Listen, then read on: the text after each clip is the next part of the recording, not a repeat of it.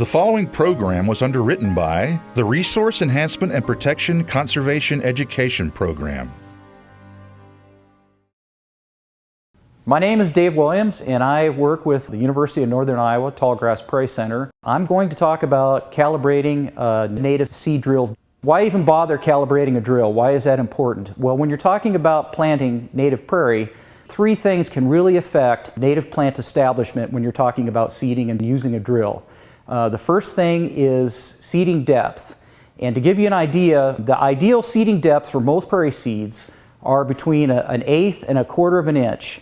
So to give you an idea, the ring on this hand is an eighth of an inch thick, and the ring on this hand is a quarter of an inch. So that's the depth that most prairie seeds need to be planted at. Plant any deeper and seeds won't germinate. If you plant on the soil, on the top of the soil for many of the seeds, those seeds might germinate, but they're open to being dried out and they could desiccate and die. So planting depth is very important. The second thing is seed to soil contact, and that is you want those soil particles packed tightly around each seed, and that's so there can be an exchange of water between the soil particles and the seed. Seeds need water to start the germination process, so the seed to soil contact is very important. The third important criteria for using a native seed drill is you want the seeds to be evenly spread across your planting site. Obviously, if you have areas that don't receive seed, there's no possibility that native plants will establish on those areas. And so it's very important to meter that seed out evenly across the entire planting site. And that's what a native seed drill does. It plants the seed at the right depth, it assures good seed to soil contact, and it also meters the seed out so you can comfortably feel like you've got the seed spread throughout the entire site.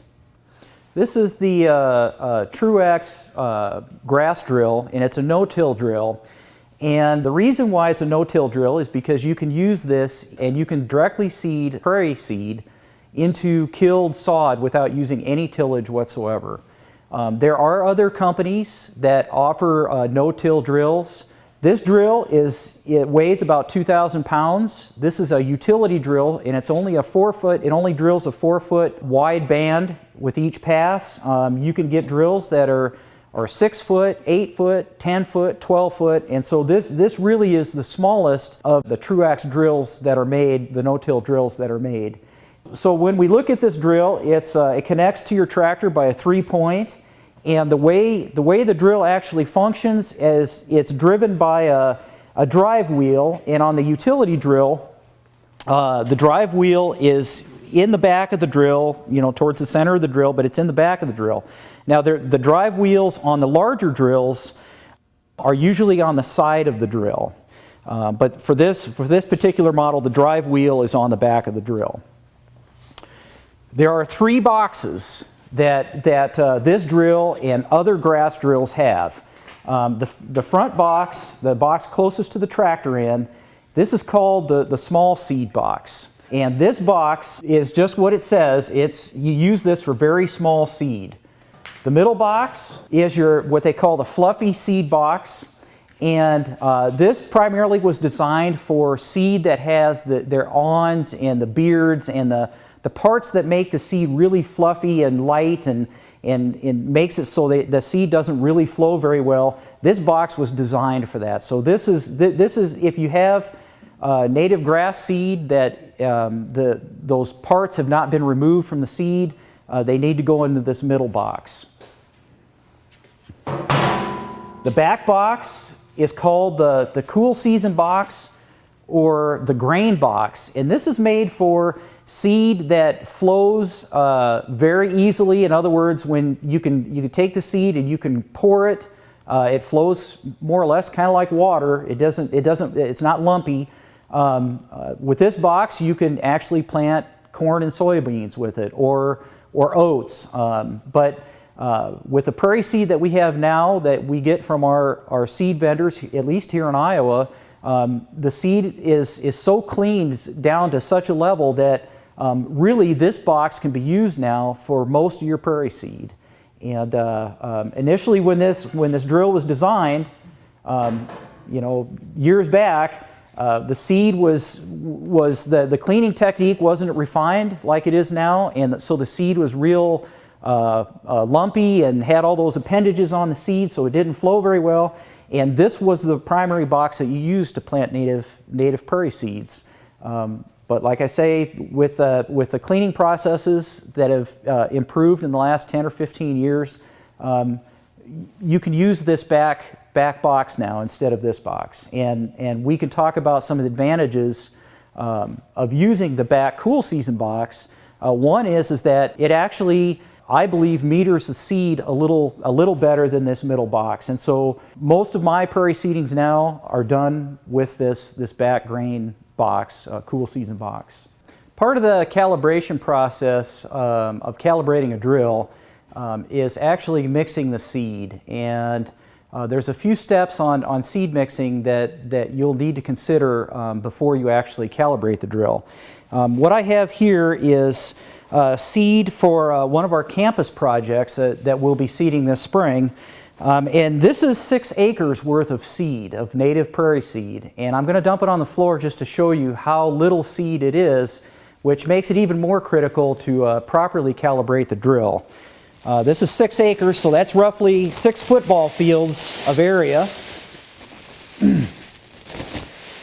So when you mix the seed, this is already mixed, and you can see the different seeds that are in this pile.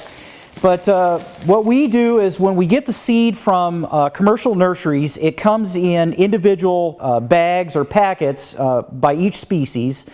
What you need to do is you need to determine which box those species will go into, and then actually make a pile by box on what we would like to use as a concrete floor. That makes it easier to actually mix the seed. Just to give you an example, this includes about 10 grass species and about 25 forb species. And you can see how easily this seed pours. This seed the grass seed is being debearded and deawned. In other words, all of those appendages that make the seed real sticky have been cleaned off of the seed itself. And because of that, it makes this seed very flowable. And that's why we're going to use the back cool season box to drill this seed, because it is so flowable and it's a very clean seed. One of the situations that very clean seed creates is that you don't have a lot of bulk anymore, because a lot of those appendages have been removed, and so your bulk amount of seed has been greatly reduced. And that can be problematic when you're calibrating a drill, because you don't have a lot of extra seed bulk to go through the drill. So to actually boost up the bulk of seed that's been really cleaned to this extent, we recommend using equal fractions of an inert material just added directly to the seed. And there's a couple of different types of material you can use. You can use cracked corn, which is actually corn where the kernels have been damaged, so potentially they won't germinate when you include it into your seed. The other material is driveway absorber, and this is basically just crushed clay chips. And you notice that it's pretty coarse material, and so if your seed is larger and coarse, you'll want to use the clay chips, or you want to use the cracked corn. And let's see here. I want to give you. There's a sample of the cracked corn. You can see that the individual kernels have been damaged, but you can see it's fairly larger material. So this would work very well with grasses and larger wildflower seeds that have been cleaned. It's a good material to add to build up the bulk of the seed. For the real fine seeds, the small seeds, if you have to use the front box for your small seeds, a good filler is scoopable cat litter. And scoopable cat litter, you can see, are really fine particles. This is also ground up clay chips, so it will not damage the drill mechanisms to run it through the drill. But you can see You want to match your inert material with the size, roughly the size of the seeds that you're putting it to. So small seed wildflowers and small seeded grasses, you probably want to use scoopable cat litter as a filler. So we want to mix in our inert material to add more bulk to our seed mix. And since I've got primarily grasses and larger seeded wildflowers, I'm going to use cracked corn.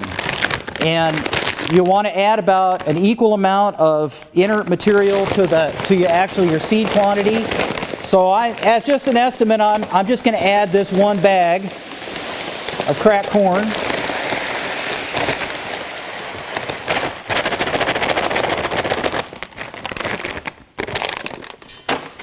And here comes the high-tech part. You just use a corn scoop.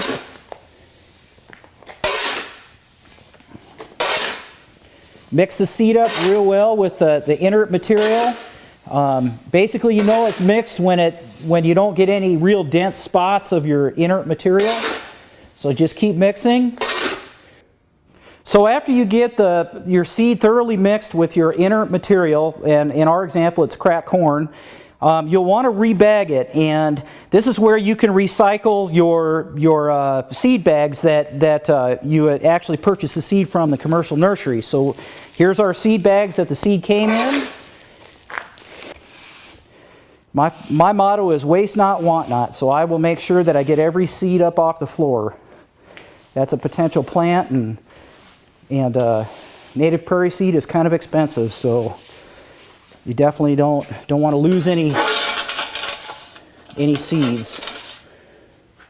And next thing we need to do is get a gross weight of all of our seed for the planting site. So I've got a scale set up here. This is kind of a fancy scale, but you can actually use like a weight scale. Just holding the bag, weigh yourself without the bag and then weigh yourself with the bag. Take the difference and you can figure out the weight that way. You don't have to have a fancy scale. So what I need to do is put a receptacle on the pad, and then I'll have to zero it out. Don't forget to zero your scale out if you use a receptacle, otherwise you'll get an inaccurate weight. So then I just lift the bag of seed, gently put it into the scale, and I've got 35.79 pounds. I'm just going to round it up to 36 pounds for this bag. So there's not a lot of seed here. We've got to be fairly accurate on how we do this. Okay, the second bag weighs 32.88. I'm just going to round it up to 33. So our total seed weight with our cracked corn that we added is 69 pounds. So we have 69 pounds of seed to work with for 6 acres. The first thing we have to do when we're calibrating a native seed drill is we have to determine our quality of seed and the size of seed in relation to what box we're going to choose where that seed goes. And so I have some examples here on the table of seed quality and seed size, and we'll just go through a few examples just to give you an idea of what I mean by seed quality as far as how clean it is and seed size. Remember, this has to be done before you actually mix the seed. This is really the very first process of calibrating your drill. Is once you have purchased a seed, you have to determine its quality and its size to determine which box that seed goes into. So I've got the native grasses over here. I've got some wildflowers here. Let's just start with little blue stem. Little blue stem is a very, very fluffy seed. When you harvest it right off the plant, if you were just to hand harvest it, it's almost like cotton. When you try to pour it, you get whole clumps of seed. Fortunately, that's not the way that we get it from the commercial growers today. It goes through a number of cleaning processes, and this is what little blue stem looks like when it's been debearded and deawned. And you can request it from the commercial grower. You can ask the grower to debeard and deawn the seed. And I would recommend that as just a standard practice that you get all of your seed debearded and deawned, because it will allow you to use that back cool season box and you'll get a much more even seeding rate if you have it debearded and deawned, rather than get the seed this way with all the beards and awns and sticks intact. So this is a little blue stem. Here's Indian grass. Certainly not as fluffy as little blue stem, but we'll get a close-up and you'll be able to see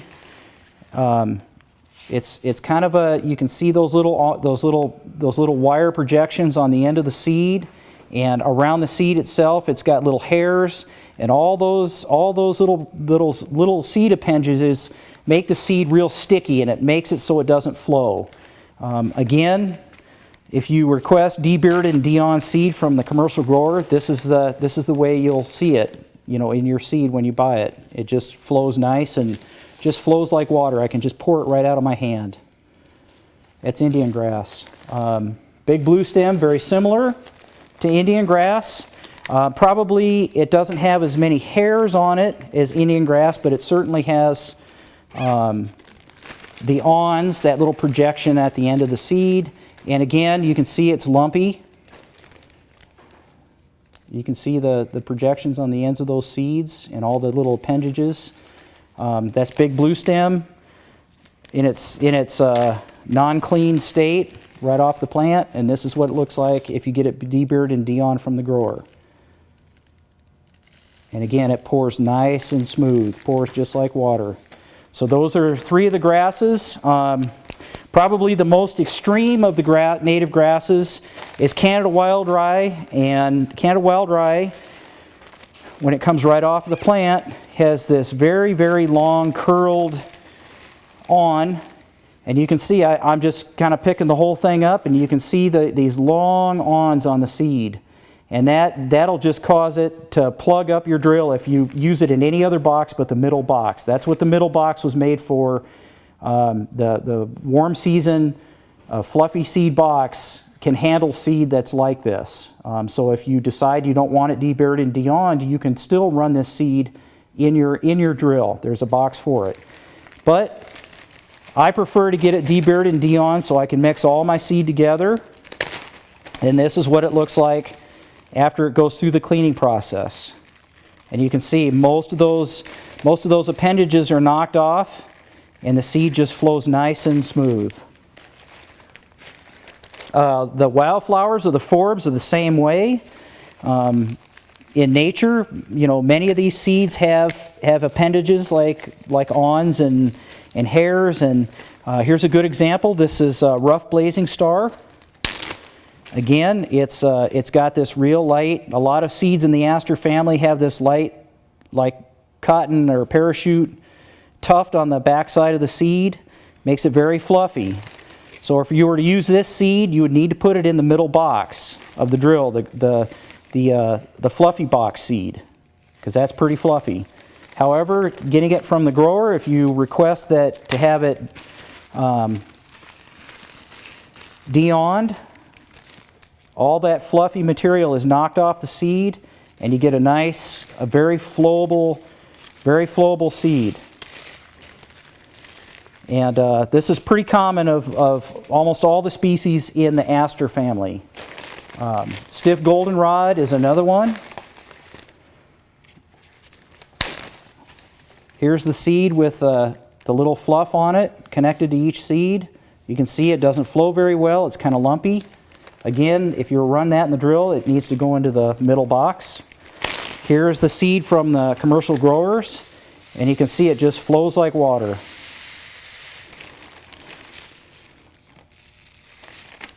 Now you might ask yourself, well, what harm would it be to put this clean seed in the middle box? The problem is that this seed is too flowable, and you cannot adjust the middle box down far enough to accommodate seed that's this clean. In other words, your seed will just pour out very quickly and you'll run out of seed before you finish seeding your site. So if you do get debearded and deawned seed that's really clean and flowable, I would recommend not using the middle box, because there's a good chance you're going to run out of seed before you finish your project. Seed quality is very important when you're deciding which box to put your seed in, but seed size is also important. I've got some examples here of seeds of different size. If you want to get an idea of how large or how small the seeds are, I would recommend this publication produced by Prairie Moon Nursery. It's the cultural guide and catalog. I believe you can order that online, or you can call Prairie. You can go online. It's prairiemoonnursery.com, and I think there is a charge for the guide. It's a pretty nominal fee, but what's nice about this guide is it has every species in here, and it has seed weights, and it has recommended things that you might want to do to the seed before you plant. There's a wealth of information in here, and this catalog will give you seed weights and seed sizes and planting recommendations, and I use it frequently to refer to when I'm looking at seeds in particular. So it's a good resource to get. Okay, so talking about seed size, I brought the extremes. I bought the very largest seeds of the native plants and some of the very smallest seeds. The largest seeds, this is compass plant or silphium, and the seed is actually these dark seeds. And so they're very large seeds. Again, it's not fluffy, it's very flowable. But the point what I want to point out is that you do not want to put this largest seed in the very front box of the small seeded box. What will happen is that little fluted wheel that picks up the seed and it puts it down into the machine, a seed of this size will actually get damaged as it's going through the machine. And so for very large seeded species, they either have to go into the middle box or the rear box. So keep that in mind. And these are the silphiums. They are the very largest seeds. This is rosinweed. It's a little bit smaller than compass plant, but still it's a very big seed. It's too big a seed for that front small seeded box. So these seeds have to go either in the middle box or the rear box. They do flow. Seed flow is very good for both species, so obviously they're ideal for the rear cool season grain box. Okay, very small seeds, and I categorize very small seeds as 100,000 seeds per ounce or higher. This is cardinal flower, and it has 400,000 seeds per ounce. Just to give you an idea how small that seed is, it's almost like dust. You can't hardly even see it. Cardinal flower, 400,000 seeds per ounce. I recommend that seeds that are 100,000 seeds per ounce or higher, that you consider one of two things when you're using this seed in your prairie mix. One is that you hand broadcast the seed and don't even run it through the drill. This seed is so small that even the drill will plant it too deep. A lot of these very small seeded species need to be actually sowed right on the surface of the soil. And so even planting it 1/4 of an inch to 1/8 of an inch deep is too deep for these seeds. So there's two options. One is you hand broadcast the seed, or you can take a tube off of the drill and you could just let the seed fall through onto the ground and just bypass the seeding mechanism. This is grassleaf goldenrod, again 350,000 seeds per ounce. Again, it's just very tiny. You can imagine planting this seed through that big drill. It's probably going to be planted too deep, and it will be if you run it through the drilling mechanism. That's where this cultural guide comes in handy. You can look up each species and they'll tell you how many seeds there are per ounce, so it gives you an idea. Another species is common mountain mint, 220,000 seeds per ounce. Again, just little specks of dust. All these seeds need to be treated differently. So seeds over 100,000 or more, either hand broadcast or modify the drill, and I'll show you how to do that when we calibrate the drill. Okay, now we're to the phase where we need to actually calibrate the drill. We've got our seed mixed with our inert material. We've got our bulk weight done, and we've determined that we are going to use the rear cool season box for our seed because our seed quality is so good. The seed is very clean and very flowable. And so I will show you the calibration on this rear box, and we can quickly go through the calibration of the other two boxes, but it'll be more or less the same procedure, but there'll be different areas for adjustment for those individual boxes.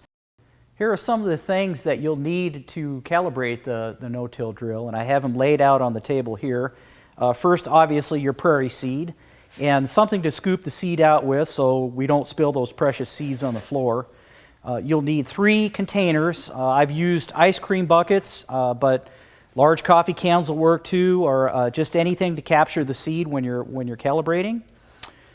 I have a scale at this end. That's for weighing the seed. That's kind of an expensive scale, but even a little, an ounce, any kind of ounce scale will work. Then I have a tape measure, and I'll explain these as we go along with the calibration. A Sharpie, a ball of string, a colored chalk or a tire crayon, scissors, a flat screwdriver, and for those who cannot do a lot of math in their head, they'll need a calculator. And of course, the operator's manual. And everything we talk about today is, as far as calibration, is included in the operator's manual. And it's all pretty much spelled out, and we're going to follow these same directions, pretty much to what the operator's manual recommends. So make sure you have your manual out and just double check the process, and because there are some numbers in the calibration process that you'll have to use, and if you don't have them committed to memory, you'll have to use the owner's manual to refer to those numbers. A few things to note before we start with the drill calibration is that this process, this calibration process, was designed for a Truax no-till drill and may not be applicable for other drill brands. The second thing is that if more than one box is used for the seeding project, and this has actually 3 boxes, each box has to be calibrated separately, so keep that in mind. And then, as I mentioned in one of the earlier videos, you'll need to determine the flowability and the quality of your seed before you get to this point in calibration, because you have to have the seed mixed and you have to have it weighed and figure out what the bulk weight is before you get to this calibration step. So keep those 3 things in mind. The first process in calibrating a drill is we have to figure out the circumference of the drive tire. And on this particular model, the drive tire is in the back of the drill towards the center. Some of the other drill models, the drive wheel or drive tire is actually on the side of the drill. And the way you know that it's the drive tire or drive wheel is that there'll be a sprocket with a chain directly connected to the wheel. And this basically operates the entire drill, all the mechanisms of the drill. So let's get started. We want to figure out the circumference of this tire. We can do it the fancy way and use geometry where the circumference equals pi times the diameter, or 2 times pi times the radius. You can certainly go that route. The problem is with this particular tire, this is a flotation tire, and so it's hard because it's rounded. It's difficult to actually measure the diameter or the radius of this tire. And so we're going to do this the old school way, the good old boy way, and we're going to use a string. And all you have to do is take the string,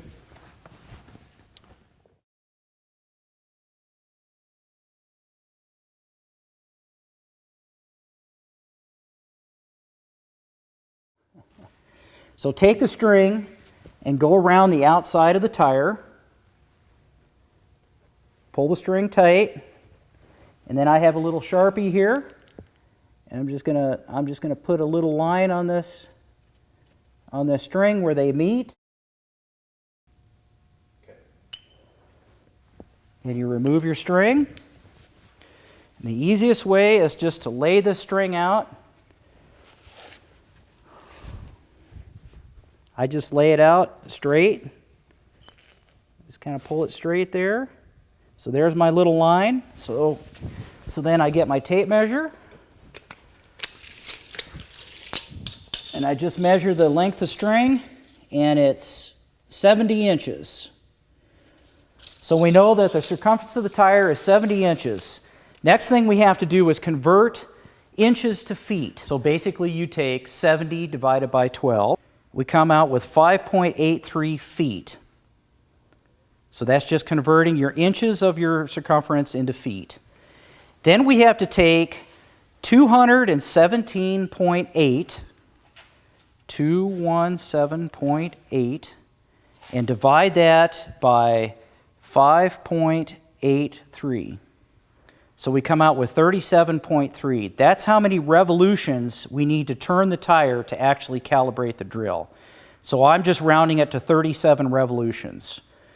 And obviously if you had a larger tire with a larger circumference, you may have to turn that tire more than 37 revolutions or less. It just depends on the size of the tire.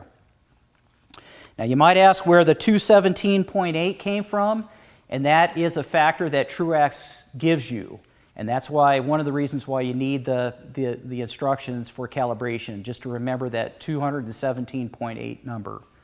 So we know that we have to turn our tire 37 revolutions. Okay, the next step is we have to remove 3 feeder tubes from the box that we are going to use, or boxes. And remember, each box has to be calibrated separately. And we've determined that our seed will go through the rear cool season or grain box. And so we need to remove 3 feeding tubes for the seed off of the rear box. And all you need to do is take your flat screwdriver, you just unscrew the C-clamp. Okay, we have the tubes removed. Then we want to put our receptacles under each tube to catch the seed. Okay, we have our receptacles. And now we are ready to add the seed into the hopper. To adjust the seed delivery for this back box, we have a gate valve back here with a lever, and there's a scale, and it goes from 0 to 6. So the higher the number, the more seed that's delivered out of the box. So the higher the number, the higher the seeding rate. And so when we need to adjust, how much seed is going to be delivered through the drill, it'll be through this gate valve. Now, typically, if you don't know close to where you need to be, I recommend that you start right in the middle at 3. You start right at 3, and then go ahead and calibrate, and then adjust if you're too high or too low, and then recalibrate again. The manual recommends that you calibrate at least 3 times, just to make sure that you've got everything set properly. And usually it takes about 3 times if you don't know where you need to be at. Okay, the next step we need to do is actually add seed into the box that we are going to calibrate. Keep in mind that you want to add the seed in the cells directly above the tubes that you disconnected. Don't add seed on the other side. Just add it right above where the seed's going to be delivered into those tubes that you removed. So I've got my seed here. This scoop comes in handy. So I've got the first 3, you can see the first 3 cells are removed, so I'm going to put seed on this side. And definitely add enough seed to cover the feeder tube, the feeder picker wheel. And I usually like to put enough seed in until that agitation, those little agitation bars just start to disappear. So we're to the turning the tire part of the calibration. First thing we have to do is mark the tire so we know how many revolutions, and that's why we have this chalk or tire crayon. Chalk works pretty good too. So then we need to spin the wheel, but before we actually start spinning in our 37 times, let's spin it 4 to 5 times just to get seed in these cups, so we get seed in the system. And otherwise, if you spin it 4 or 5 times, there's some, those picker wheels are empty, and you're going to get kind of a false reading. So you want to kind of prime the pump, as it were. You definitely want to turn the wheel in the same direction that it normally drives. Don't turn it backwards. So always turn it forward. Okay, there. You can hear the seed. That's about 5 turns. just to give you an idea of what you're looking at, there's the seed in just one bucket. That was only 5 turns, so we need to, turn it 37 times. There's going to be quite a bit of seed in there. So don't forget this step. Dump your seed back into the hopper or in the box. Make sure that the seed is over your delivery tubes, and we are ready to spin 37 times. 1, 2, 3, 36, 37. All right. Now we need to combine the seed from all 3 of our buckets into one bucket.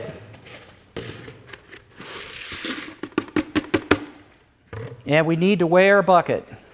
And it's 8.66 ounces. 8.66 ounces. Multiply by 6.25. And this is one of those other Truax numbers that they give as a factor. So we take our number of ounces of our seed weight, we multiply it by 6.25, 8.66 times 6.25, and we come out with 54.125.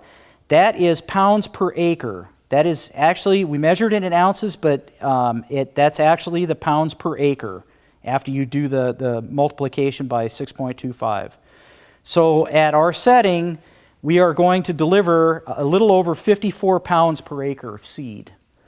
Well, we have only 69 pounds of bulk seed, and we have 6 acres.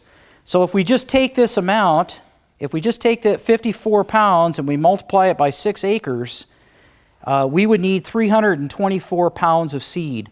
And so our seeding rate is way too high. So even at 3, it's way too high. We're going to have to scale that down. So we need to calibrate again and readjust the gate on our box, probably down to 1 or 1.5. And so when you go back into your second calibration, dump the seed back into the hopper that you did from the first, and then basically take your hand and just push the seed up forward and cover those divots up. And that way you're good. You're good for going back and calibrating for the second time. And now we replace the buckets back under the delivery tubes or chutes. Okay. And we need to adjust our seeding rate gate. Remember we started at 3. I'm going to go down to 1.5. I'm going to go half of what it was before, so 1.5 on our gate. And then we will recalibrate, spinning the wheel 37 times again, just as we did the first time. 35, 36, 37. Okay, let's combine our seed.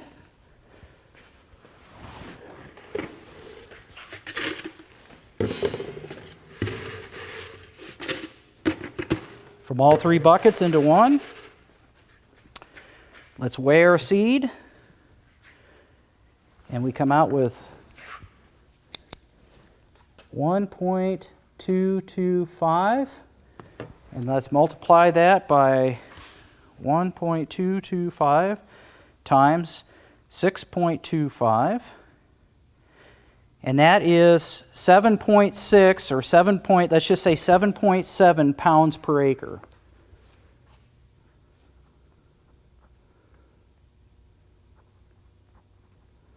And then we have 6 acres. So let's multiply that by 6. We come out to, let's just say 46 pounds. So we're actually under the money there. We have 69 pounds of bulk seed to work with for 6 acres, and we're only going to consume 46 pounds. So we actually went too far and lowered the seeding rate too low. So now we need to go back and kind of split the difference between the two. So same process as you did between the first and second. You dump your seed that you collected back into the box. Cover the divots. Cover the divots again, best you can. We need to replace our collection buckets underneath the tubes. Okay. And we had the gate set, and originally set at 3, then we calibrated the second time at 1.5, and I'm using the force, but I feel like maybe 2 might be the ticket. 36, 37. Let's combine all of the seed from all 3 buckets. Here's the total seed. And we come out to 1.7 ounces. 1.7 times 6.25 equals 1.7 times 6.25, 10.625. So we're delivering 10.6 pounds per acre.